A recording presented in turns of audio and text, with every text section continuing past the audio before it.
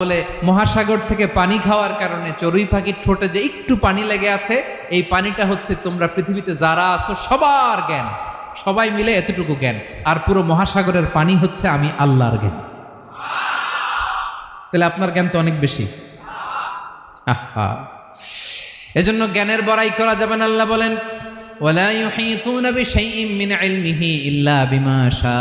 আল্লাহ যতটুকু জানান ততটুকুই আমরা জানি, তিনি যে কত জানেন আমাদের কোনো ধারণা নাই। ঠিক কিনা বলেন? কয়টা গেল?